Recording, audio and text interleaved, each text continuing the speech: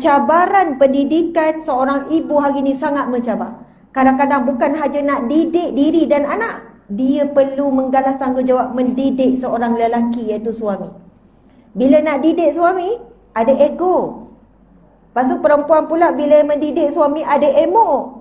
Bang, patut awak lah yang memimpin kami ke syurga. Bang, patut awak lah ke depan. Bang, patut awak. Macam tu kan. Lama jadi emo. Bila emo, kita rasa kita ni tak bertuah. Kita rasa kita ni malang. Kita tengok suami orang pergi masjid, beruntunglah jadi segitu imam.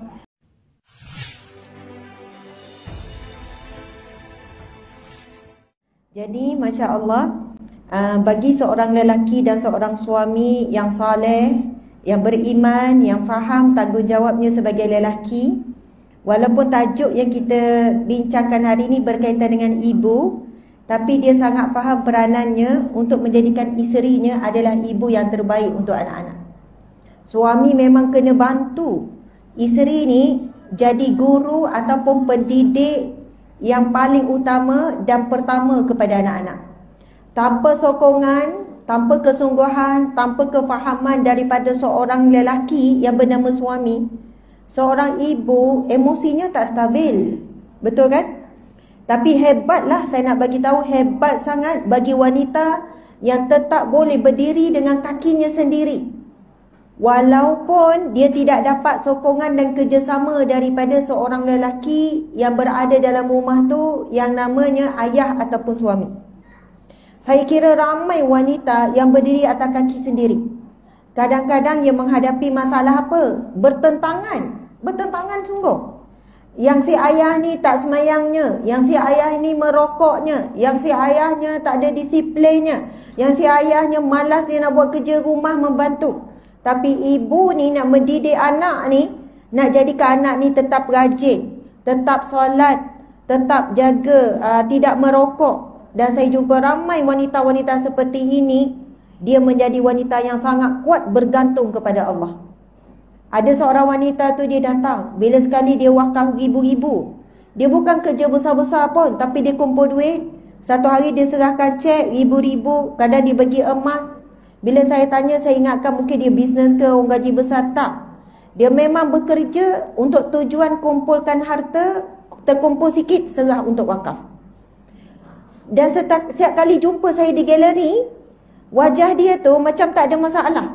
Senyum, elok, ceria, bagi semangat pada saya. Saya doakan ustazah sekian-sekian, saya ikuti ustazah, saya doakan setiap kali lepas solat.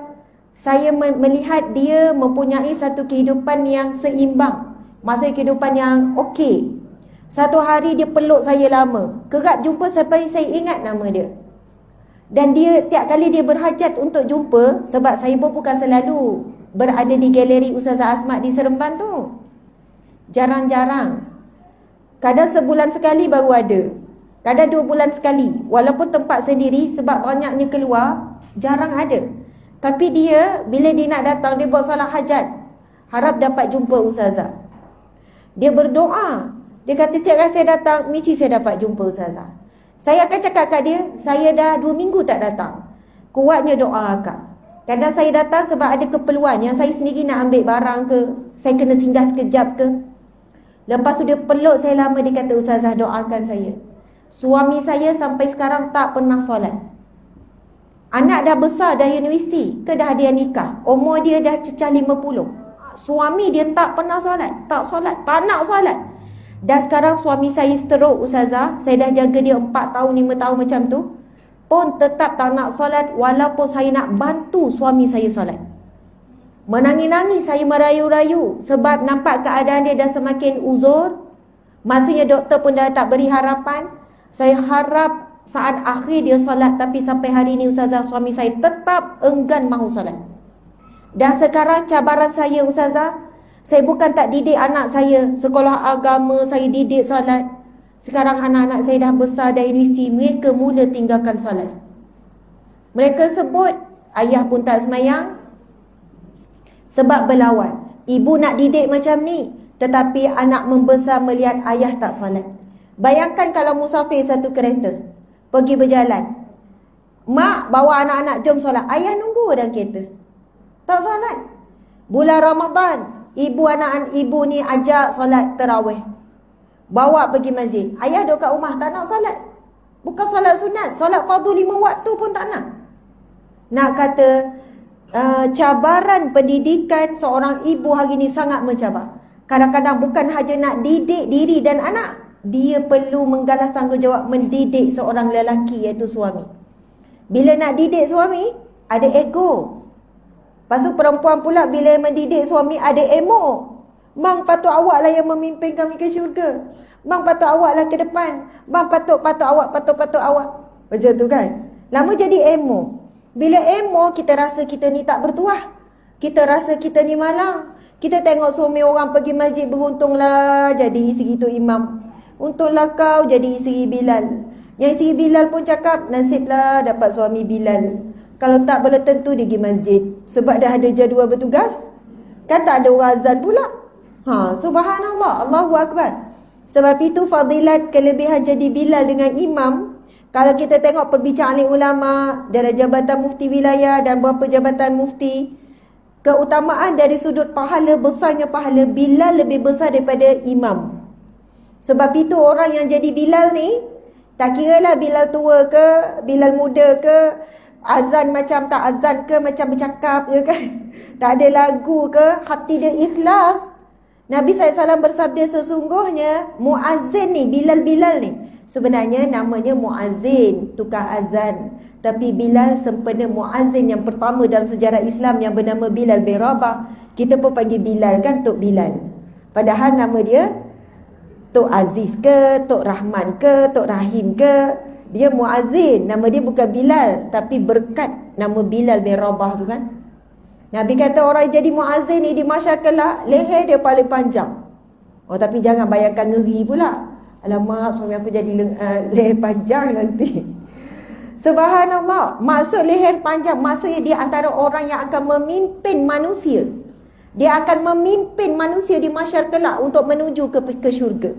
Maksudnya dia lah orang yang kan penuh, di masyarakat penuh kan, kita tak tahulah berapa ramai. Tapi yang akan ternampak kepala adalah di kalangan para Bilal. Tetapi muazzin ni orang yang ikhlas. Bukan senang jadi muazzin. Orang lain duduk kenduri boleh lepak lama-lama, dia duduk tengok jam je. Orang lain nak pergi berjalan tak adalah risau sangat. Dia nak cari orang gantikan, tak ada orang azan. Satu kampung tahu Bilal tak bertugas. Masya Allah, dialah yang menyeru kalimah la ilaha illallah. Dialah yang menyebut kalimah asyhadu an la ilaha illallah Muhammadur Rasulullah ke seluruh alam supaya kalimah itu sentiasa bergema. Dialah yang mengajak hayya 'ala salah, datang sembahyang. Hayya 'alal falah, datang menuju kejayaan, iaitu dapat redha Allah, dapat syurga Allah. Allahu Akbar. Okey, kembali pada tajuk kita. Tak ada mukadimah kan, terus masuk ceramah. Saya sebenarnya mukadimahnya moleklah. Mula dululah ya mukadimah. Itu mukadimah sebelum mukadimah. Terima kasih pada pihak penganjur Surau Al-Amin dan Persatuan Kebajikan Penduduk Islam PKPI Taman Setapak Indah. Ini kali kedua saya datang. Masya Allah. Itu hari masa datang, tapi pagi ni saya dah faham dah. Bulan Syawal mencabar sebenarnya. Boleh datang juga ni memang hebat lah. Sebab banyak jemputan kan. Banyak program keluarga. Subhanallah, mungkin ada yang datang, jomlah kesian ustazah kan tak ada orang. Kebetulan buat majlis hari raya hari ni kan. Pasang khemah semua tu. Masya Allah. Yang berbahagia Datuk Rahim bin Subuh, pengerusi Surau Al-Amin. Mungkin Datuk ada ya. Haji Abdul Rahim bin Muhammad Thani, Timbalan Pengerusi Surau Al-Amin. Haji Abdullah bin Sa'ad, Setiausaha Surau Al-Amin. Tuan Jafridin binti Mat Taufik, Bendahari Surau Al-Amin. Para jemaah kawasan sekitar Surau Al-Amin, muslimin muslimat yang dikasihi sekalian. Tajuk yang diberikan kepada saya adalah Ibu Membentuk Generasi Musleh. Tu tajuk. Siapa ibu angkat tangan? Siapa ibu kat sini ya? Angkat tangan. Orang-orang cakap angkat tinggi-tinggi ya. Ibu Ibu tak? Ibu kan? Semua. Okey, subhanallah, Allahu Akbar. Ibu-ibu, kalau tanpa redha, tanpa sokongan, tanpa izin suami, kita tak dapat duduk sini ni. Tu orang negeri ya. Tak dapat kita hadir ni majlis ilmu ni. Ada yang kalau saya sebut macam tu, dia rasa apa? Suami tak ada fungsi. Macam tu kan. Sebab apa saya sebut gitu? Saya meraihkan semua. Bukan semua orang dapat suami yang support, suami yang baik, suami yang soleh, suami yang ajak semayang, ingatkan zikir. Kita kan nak macam tu kan. Suami yang bertanggungjawab, suami yang memimpin. Saya sebutkan sama ada disebabkan redha suami yang baik ataupun sokongan suami yang baik, ataupun disebabkan sabarnya kita terhadap seorang suami yang kurang bertanggungjawab. Itu yang menjadi asbab kita berada di sini hari ini. Kalau bukan ujian yang datang kadang-kadang daripada seorang lelaki bernama suami, kita mungkin tak menempuh jalan majlis ilmu. Mungkin kita tak banyak meniti dan berdiam di majlis-majlis ilmu. Sebab ramai orang dia terpedaya dengan nikmat dapat suami yang sempurna. Bila dapat suami yang perfect, suami yang baik, suami yang sempurna, dia kurang bergantung kepada Allah. Sebab dia banyak bergantung pada suami. Semua suami settlekan. Subhanallah. Ada orang tenggelam dalam memuji-muji dan memuja suami. Ada orang tenggelam dalam ujian memuji-memuja isteri, anak-anak, ataupun siapa saja. Sebab semua itu ujian. Allah dah sebut di dalam Al-Quran. Pasangan kamu, anak pinak kamu, harta benda kamu, apa saja semua itu ujian. Dan tahniah kepada para wanita, sama ada diuji dengan suami yang baik ataupun suami yang sebaliknya, anda tetap istiqamah berada di majlis ilmu. Subhanallah. Ini tanda-tanda Allah berikan kebaikan kepada kita. Sebagaimana dalam hadis Nabi, "May yuridillahu bihi khairan", barang siapa yang Allah ingin berikan kebaikan kepadanya, yufaqihu fiddin, Allah akan berikan kefahaman, kefakihan terhadap agamanya. Okey. Jadi, sebelum nak cerita pasal ibu-ibu, nak bagi semangat, nak bagi pujian pada ibu-ibu, kita raikan para ayah, para suami yang kadang-kadang kita tak nampak sokongan dalam bentuk perkataan. Sebab mereka ni kurang bercakap sikit kan.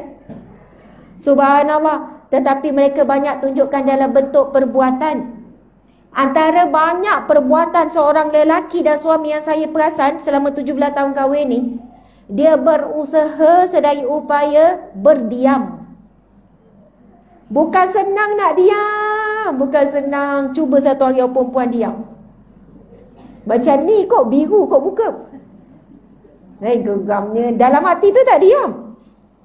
Sebenarnya diam adalah satu akhlak, satu usaha, satu perkara yang sangat susah nak dibuat. Subhanallah. Sebab kita dah terbiasa. Tak puas hati cakap, apa yang dalam hati cakap cara tegas ke, cara lembut ke, yang penting cakap. Subhanallah. Tetapi kekuatan seorang lelaki untuk diam tu banyak bantu kita. Bayangkan satu hari dia cuma cakap je apa yang dia tak puas hati. Kita mungkin bawa benda tu sampai berhari-hari. Mungkin sampai bertahun-tahun. Saya ingat apa awak cakap, apa yang tak puas hati pasal saya. Gitu kan. Kita yang cakap hari-hari apa yang kita tak puas hati, dia diam. Dia diam je. Masya Allah. Jadi, kadang-kadang diam tu kita tak perasan. Kita tak sedar. Diam itu adalah satu akhlak dan satu perbuatan yang perlukan kekuatan. Kekuatan yang kuat. Dan kerana banyaknya dia diam terhadap apa yang dia tak puas hati, terhadap apa yang dia sabar terhadap kita tu, membuatkan kita jadi kuat sampai hari ini. Sebab apa orang perempuan, kata-kata suami tu, dia bagi kesan pada dia kalau perkara tu perkara yang negatif, yang dia tak suka dengar, boleh rosakkan banyak sel-sel saraf-saraf dia. Putus banyak urat saraf dia. Kalau orang lain cakap, okey lagi. Tapi kalau suami cakap, banyaklah putus. Nak betulkan balik kesan daripada tu, kesan tu kita dah tahu. Pada sakit badan ke, sakit kepala ke, emosi tu dibawa-bawa, teringat-teringat. Jadi syukurlah dalam apa je situasi. Masya Allah. Okey, sekarang kita fokus kepada ibu membentuk generasi muslih. Saya tadi dalam perjalanan, saya up satu status. Status tu berkenaan dengan bab berjoget-joget menari-nari sekarang. Ada orang baca kan? Subhanallah. Dulu aktif sangat berjoget-joget ni. Makcik-makcik berjoget juga ke? Tak berjoget? Kejap lagi ada kot persembahan joget-joget? Tak ada. Masya Allah. Ni kumpulan joget ke? Ini AJK Surau ni. Masya Allah. Allahu Akbar. Sahabat-sahabat muslimin-muslimat, dulu berjoget-joget ni aktif bermula dengan memanglah LB ada dah sikit-sikit. Lepas tu kalau dulu yang berjoget ni artis saja, perasan tak? Zaman saya kecil-kecil kan, zaman ibu-ibu, zaman saya sendiri membesar, biasanya yang menari dan menyanyi ni adalah penghibur, golongan-golongan artis. Janganlah nak tengok orang awam berjoget menari, dia macam ada grup tarian lah, macam tu. Lepas tu IG, Instagram, mula ada video pendek namanya Reels. Ramai dah buat menyanyi, menari. Orang awam pun semua boleh jadi penyanyi, penari semua lah hari ni. Lepas tu pergi pada TikTok pula. Siapa ada TikTok kat tangan? Malu nak ngaku kan? Tak apa, kita guna TikTok dengan cara yang baik. Siapa ada TikTok kat tangan? Oh, tak ramai ada TikTok. Ada. Puan Shima ada. Okey, adalah orang muda ada TikTok ya. Tak payahlah hajar-hajar cik-makcik TikTok. Tapi saya ceramah juga kat TikTok. Saya kelas kat TikTok sebab nak target orang-orang muda. Tapi cabaran sungguh ceramah di TikTok. Selalu saya kena kecam, kena kata, dia orang mengutuk depan-depan. Saya tengah ceramah tu tengok komen kat TikTok, terganggu, hilang poin. Dia orang kutuk masa tu juga. Tak apa-apalah kau ni mengepek. Terbaca pula, kita tengah baca, tengah khusyuk menangis, terbaca pula yang tu kan. Cabaran TikTok, remaja-remaja, orang muda yang Allahu Akbar, memang kita kena sabar. TikTok ni kalau berjoget, tak kira mak orang, ayah orang, nenek orang, atuk orang, semua berjoget sekarang. Lepas tu subhanallah, memanglah seronok tengok sekarang sekolah semua pelajar dah datang endemik. Lepas tu buatlah video hari guru. Kemudian video apa? Video ni sekarang hari raya, banyak sekolah yang cikgu, anak-anak, pelajar berjoget-joget menari-nari. Saya on the way tadi, saya tertengok ada satu video. Janganlah kecil hati ya cikgu-cikgu, marah cikgu kat saya kan. Adik-adik saya ramai cikgu, mak saya pun cikgu. Subhanallah, Allahu Akbar. Dia macam ni, pelajar tu sambutan hari guru ke sambutan hari raya? Tapi saya rasa sambutan hari guru. Kemudian persembahan tu daripada sekolah menengah kan, adalah pelajar sekurang pelajar. Dia masuk dewan tu dengan berjoget lah. Tapi saya tengok semua lelaki. Bila tengok lelaki semua tu rasa lega sikit. Tapi bila dia masuk dewan dalam keadaan berjoget yang aksi, yang bukan joget yang macam mana ya, zaman sekarang, yang rock. Lepas tu sambil berjoget macam melompat-lompat tu lah, dia pun melalui guru. Lepas tu naik atas pentas sambil joget. Dia macam ni ya. Kita dulu kan diajar dengan guru, dengan pendidik, bila jalan sopan, tunduk. Ini dalam keadaan saya tengok memang lalu melintas, berlari macam tu. Saya kata ya Allah, tanpa sedar, dan ini cabaran besar seorang ibu. Saya sebut ibu sebab tajuk kita ibu, tapi sebenarnya cabaran besar ibu dan ayah, yang mana kita tak boleh kawal mereka di luar rumah kita. Dulu kita rasa anak kita berada di rumah dalam jagaan kita, di sekolah dalam jagaan guru. Tapi bila situasi sekarang, suasana di tempat pendidikan pun sudah tidak terkawal, cabaran kita sebagai ibu hari ini bila balik, kena dengar, kena tanya, macam mana kat sekolah tadi? Sekolah tadi buat apa? Ada persembahan apa? Saya cakap terus terang, pernah anak kami pergi satu camp di sekolah anak kami lah. Anak kami ni selalu tukar sekolah. Dia orang pun sabar je. Saya terangkan baik-baik. Sebab dia minta sangat, dia nak pergi ke camp tu. Sedangkan sekolah itu di bawah pantauan masih sekolah agama kan. Bila balik saya tanya detail, macam mana camp, ada buat program apa, aktiviti apa. Tiba-tiba saya dengar ada aktiviti sebab di bawah pantauan guru-guru ni, ada ustaz-ustazah ni, ada satu cabaran masuk dalam kawasan berselut. Saya terus tanya, dia masuk kawasan berselut, biasalah program aktiviti lasak. Jadi bila dalam selut tu, diorang akan terlekatlah kaki apa semua kan. Aktiviti tu berkumpulan, kena melepasi seluk yang dalam. Jadi saya terus tanya, berkumpulan tu campur tak lelaki perempuan? Dan masuk seluk tu, adakah grup perempuan dulu masuk ataupun grup lelaki? Tiba-tiba bila dia cerita bercampur, saya terus bincang dengan suami sekian-sekian. Saya tak sampai hati nak tegur sekolah. Walaupun saya Ustazah Asma, sekolah semua kenal, saya tak sampai hati. Saya tak sampai hati nak cakap, minta maaf, apa yang berlaku dalam camp tu sepatutnya tidak berlaku, sekian-sekian. Sebab mereka memanglah tarik dengan kayu, tetapi lelaki yang tarik perempuan ni memang tak manis. Kalau kita kata nak ajar survival, itu bukan situasinya.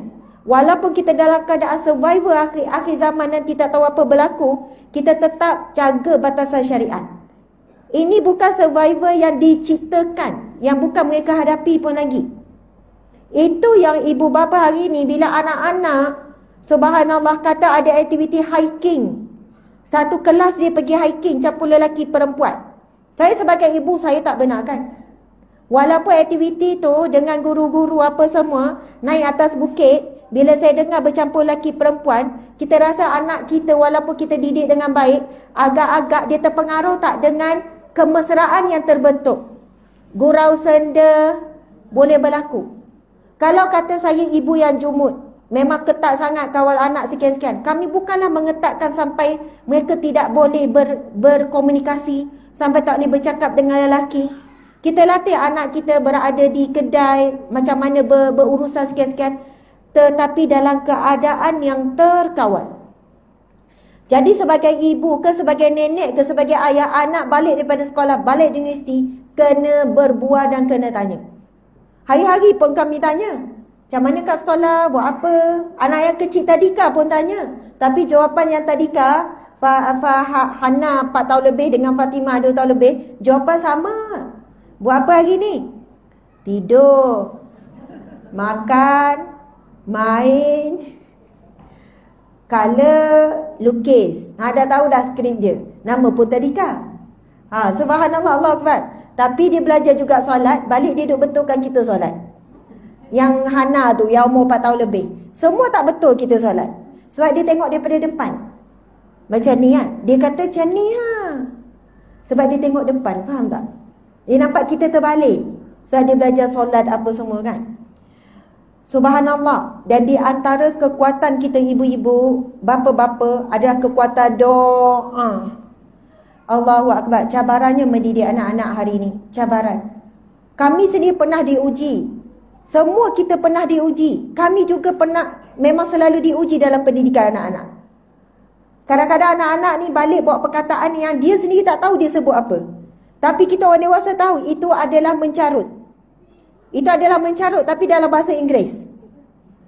Bila balik dia sebut, kita tanya, kamu faham tak? Apa? Tak faham. Tapi kawan-kawan ramai sebut.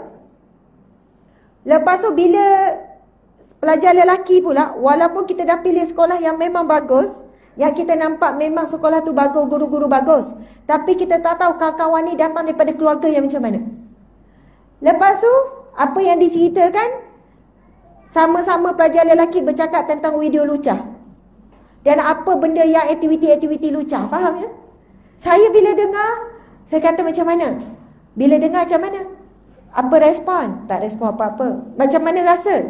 Maksud kita nak tahu anak kita ni bila dengar kawan bercakap pasal benda lucah, pasal video lucah yang dia tengok apa semua, dan kita faham di sekolah menengah ni kalau sama lelaki kadang-kadang mereka bertukar video lucah, mereka saling share link-link untuk tengok benda-benda pornografi, dan benda ini dulu sangat jarang-jarang, sekarang dah jadi kebiasaan. Macam mana kita duduk kat rumah nak supaya anak kita boleh bawa diri di sekolah, cucu kita, yang dia sendiri boleh ambil tindakan, tak nak terlibat, tak nak dengar, tolak, maksudnya ada benteng.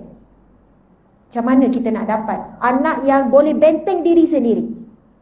Tidak dapat tidak melalui jalan doa. Doa. Salah satu nama Allah Asmaul Husna yang kita kena banyak-banyak baca dan amalkan, 2 nama Allah. Nama Allah Asmaul Husna semua kita boleh jadi doa. Ya Hafiz, Ya Muhaimin. Maksud Ya Hafiz, maksudnya Allah yang maha menjaga. Ya Muhaimin, Maksudnya Allah yang maha mengawasi. Ya Allah, Ya Hafiz, yang maha menjaga. Ya Allah, Ya Hafiz, yang maha mengawasi. Ya Allah, daku serahkan anakku ini, Ya Allah, dalam jagaan dan dalam pengawasan-Mu, Ya Allah. Tolong pelihara anakku ini, Ya Allah. Tolong pelihara cucuku ini, Ya Allah, dalam jagaan dan dalam pengawasan-Mu, Ya Allah. Apa yang Allah boleh buat? Allah boleh buat segala-galanya. Allah boleh buat segala-galanya. La ilaha illallah wahdahu la syarikalah. Lahul mulku wa lahul hamdu wa huwa ala kulli syai'in qadir. Itu adalah daripada satu hadis Nabi yang sahih. Nanti kita bacakan hadis ni. Muslimin muslimat. Oh, patutlah kan? Sebab dua-dua ekor ni ngadap saya. Oh, memang beku saya. Muslimat semua ni tak? Maksudnya dah sejuk ke tak sejuk? Sejuk kan? Boleh ke kalau minta tutup dua ekor ni? Perasan tak dua-dua bergabung dan menyerang saya? Fokus pada saya. Kalau tak percaya, cuba kamu rasa. Kamu rasa. Siapa lagi nak rasa? Memang beku. Saya jenis memang sensitif sikit dengan ekor. Minta maaf lah ya. Ada tulis kan? Dua ekor ni. Ya, 1 dengan 6. 2 6. Marah orang yang kat 2 tu. Dia orang tak apa sebab ramai-ramai. Saya seorang jadi apa ni, ayam sejuk beku. Jadi frozen. Ustazah Asmat frozen nanti. Okey, alhamdulillah. Muslimin muslimat dimati Allah sekalian, yang tengok di TikTok, yang tengok di FB, campur dua ni dalam 3,000 lebih, yang hadir pun dalam 30,000. Subhanallah. Termasuk yang tak dapat dilihat lah, para malaikat mudah-mudahan. Okey, muslimin muslimat, saya nak share satu doa, satu zikir. Dia macam ni, yang saya sedar, yang saya perasan. Bukan semestinya bila kita beramal dengan doa dan zikir, anak kita elok semua. Bukan begitu. Anak kita manusia biasa. Kita pun banyak buat salah, kita pun lalai, kita pun terleka. Kalau kita marah anak bergaduh, kita pun bergaduh juga dengan ayah dia. Kita pun kadang-kadang bergaduh dengan adik-beradik. Maksudnya, kita sama. Mesti ada buat salah, buat silap. Kita tak boleh nak expect anak kita perfect. Subhanallah. Cuma yang saya perasan, hasil daripada amalan zikir atau doa yang istiqamah, bila anak kita buat kesalahan, Allah tunjuk secepat dengan kita. Itu yang saya perasan. Bila anak kami ada buat satu kesilapan, walaupun dia cuba sembunyikan, walaupun dia cuba buat pada waktu tengah malam pukul 3 pagi, walaupun dia cuba buat hanya dengan kawan-kawan, walaupun kadang apa yang dia buat kesilapan tu terkandung dalam sebuah buku yang kecil, tapi Allah tunjuk. Kadang-kadang tu saya tanya anak, cuba bayangkan, mesti tak terfikir macam mana Umi boleh jumpa, macam mana Umi boleh ni, macam mana tiba-tiba Umi terkejut tengah malam dan Allah nak gerakkan, nak cek bilik anak-anak. Macam mana tiba-tiba Umi tergerak nak belek, ambil buku, banyak-banyak buku, belek. Kalau dalam buku ni adalah benda-bendanya, ada kertasnya, ada suratnya, ada lukisannya, ada luahan perasaannya. Kadang-kadang jumpa luahan perasaan, yang mana rupanya luahan perasaan tu sangat bahaya.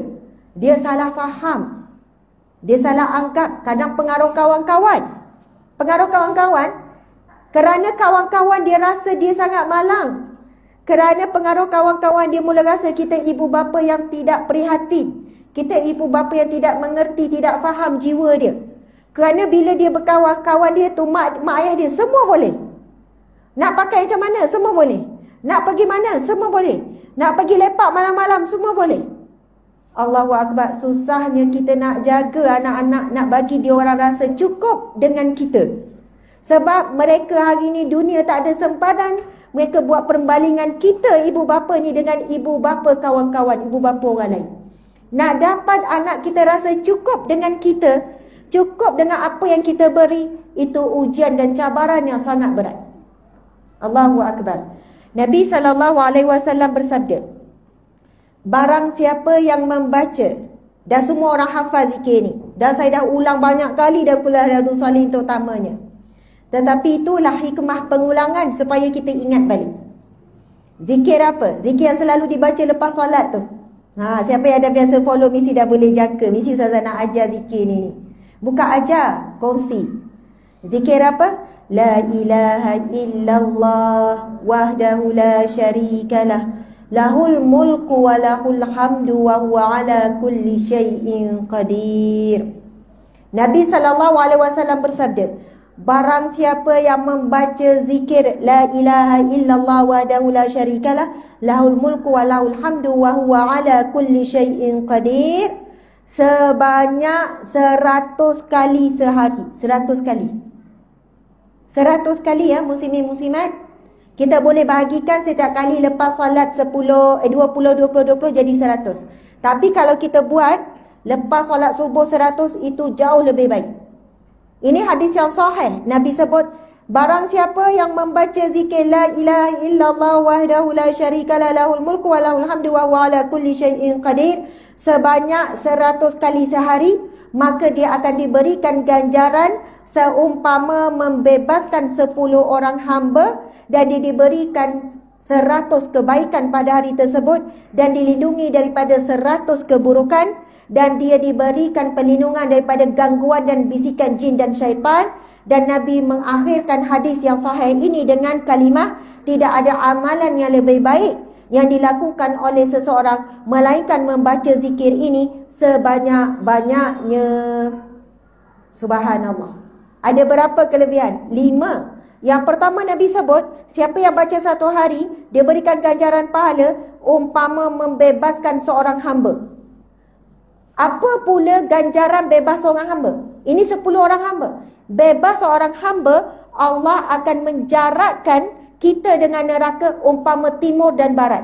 Maksudnya hujung bumi ke hujung bumi. Siapa kat sini pernah habis dah berjalan Selangor ni? Semua Selangor, setiap tanah dia dah pijak. Semua kampung dia dah pergi. Selangor pun besar. Malaysia pun besar. Indonesia besar-besar. Ini hujung bumi ke hujung bumi. Kita takkan mampu berjalan. Nak kata betapa besarnya jarak bagi orang yang membebaskan seorang hamba. Ganjaran. Hari ni kita dah tak ada peluang nak bebas hamba. Hamba dah tak ada. Islamlah yang membebaskan semua hamba. Kalau dulu orang tali kata Islam yang mewujudkan sisa hamba.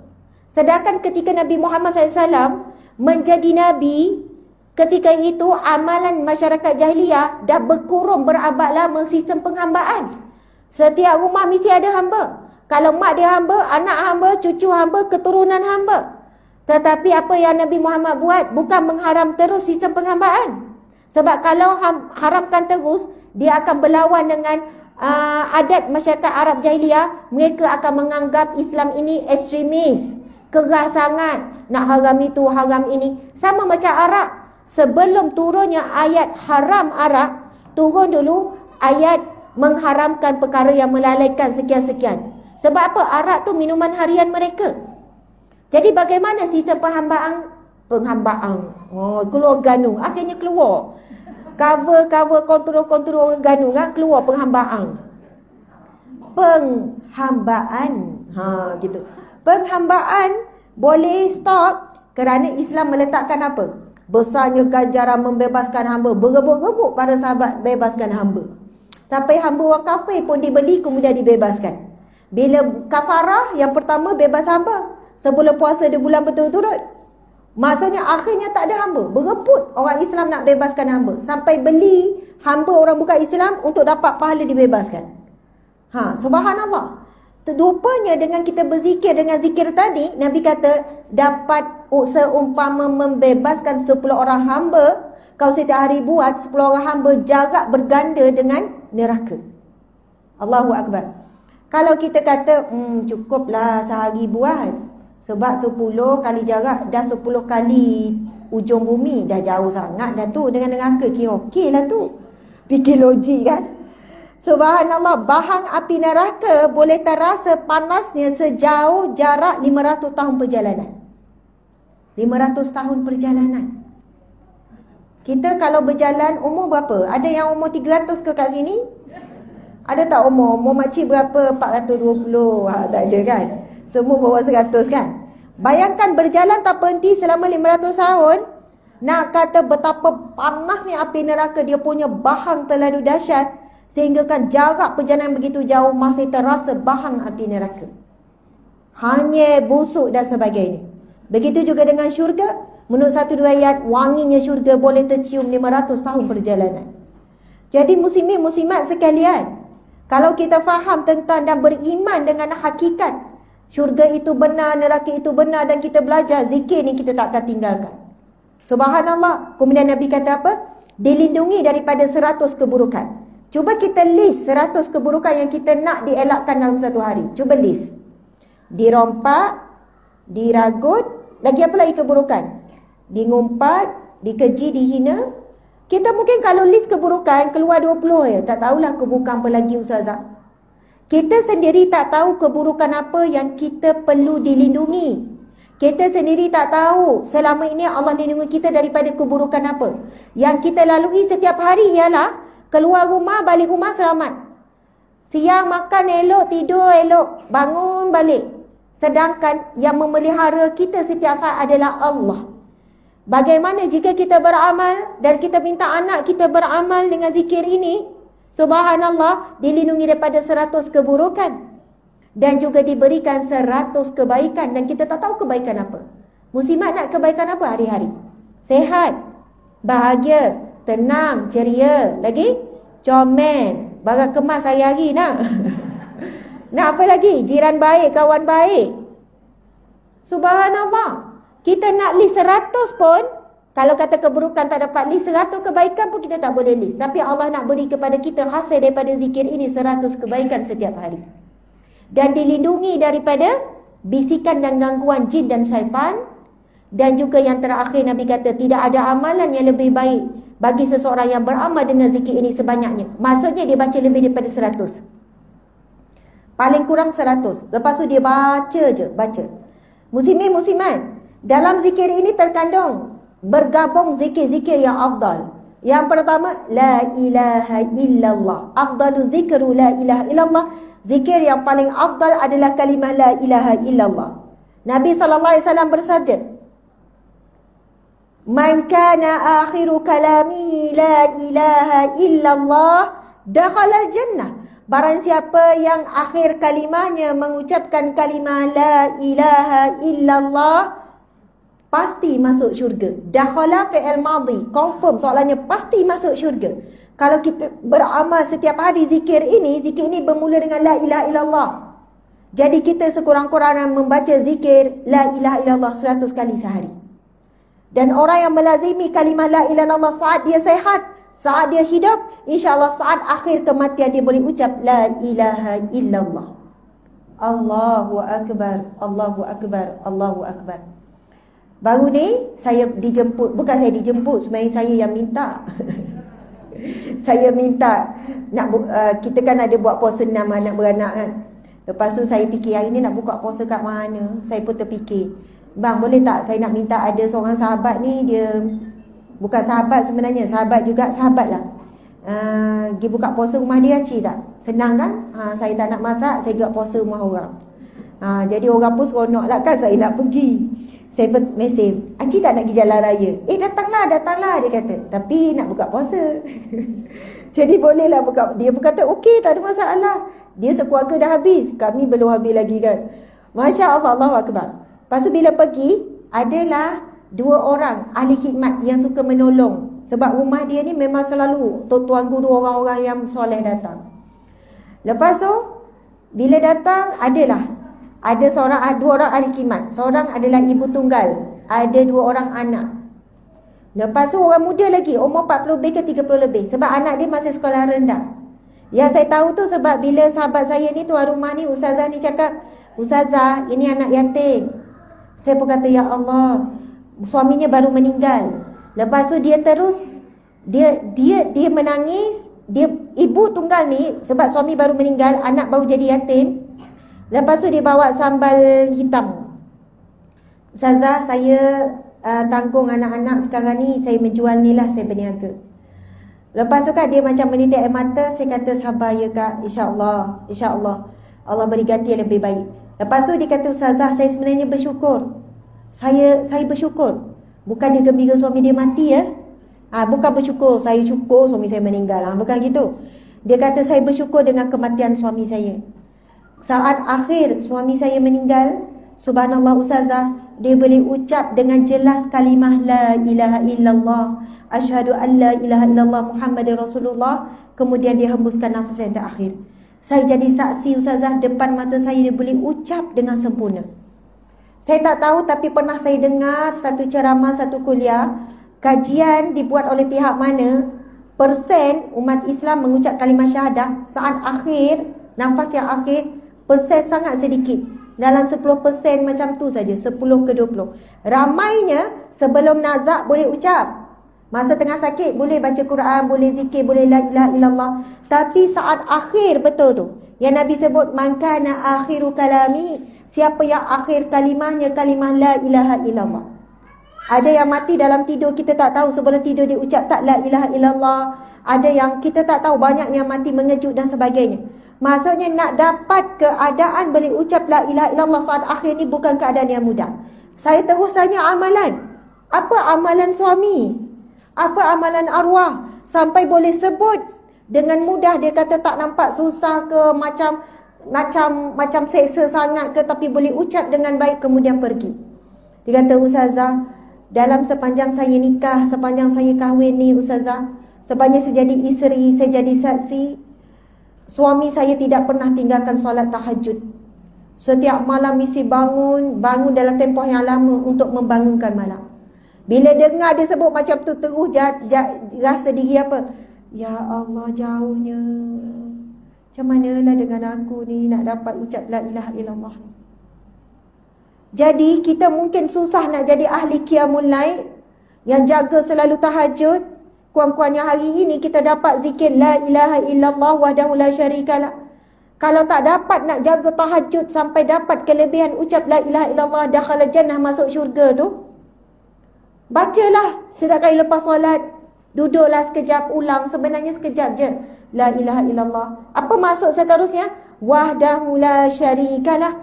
Wahdahu, dialah satu-satunya.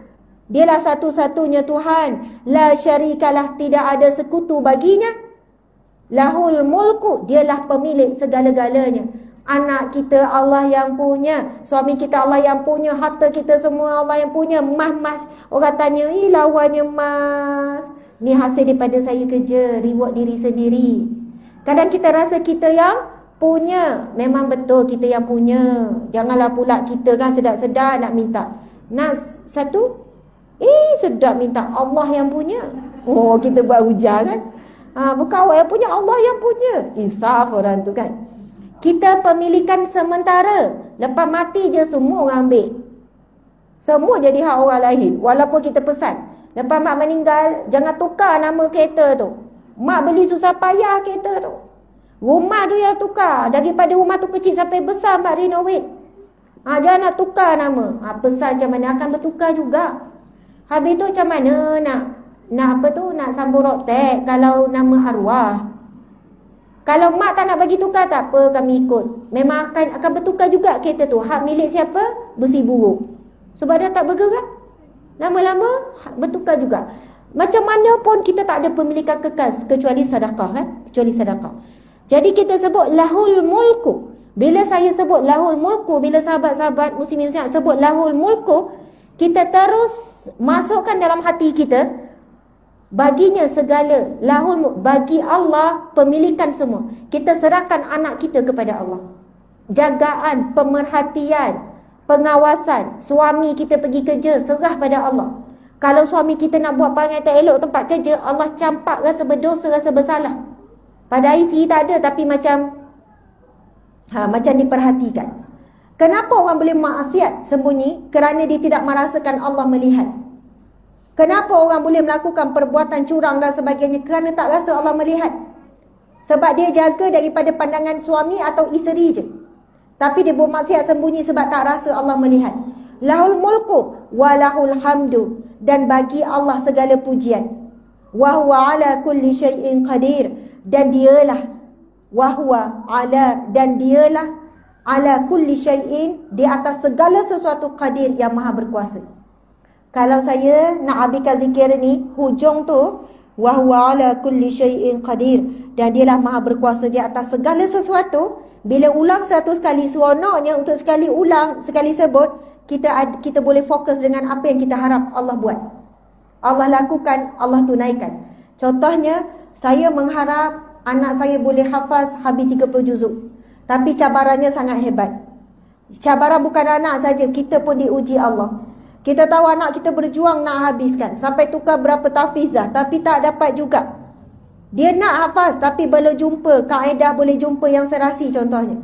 Jadi bila wahwa ala kulli syai'in qadir, Allah maha berkuasa untuk memudahkan anak kita hafal Quran. Allah maha berkuasa sekian-sekian. Wahai ibu-ibu, saya jumpa, ini penutup, kita tahu masa kita dah nak habis. Subhanallah, saya dengan seorang guru yang soleh. Saya sebut guru yang soleh ni, semua guru perlu dihormati, tapi bukan semua guru adalah soleh. Faham maksud saya ya? Kita ajar anak-anak kita, guru semua kena hormat. Walaupun ada guru yang anak kita rasa macam Bukan macam mana, macam kita pensyarah kan, macam kita belajar di universiti. Betul, semua pensyarah kita kena hormat, kita kena muliakan. Tapi kita tahu ada pensyarah yang kita bukan menilai soleh tak soleh hati, tapi zahir, faham ya? Pensyarah ke guru ke, ramai juga yang tidak tutup aurat dengan sempurna, pakai ketat, bertabaruj, bergaul bebas, akhlak, perkataan-perkataan yang tidak baik keluar daripada lidah dan sebagainya. Subhanallah. Kita sendiri sebagai ibu ni, kita guru juga ya. Kita pun bukan ibu yang sentiasa baik.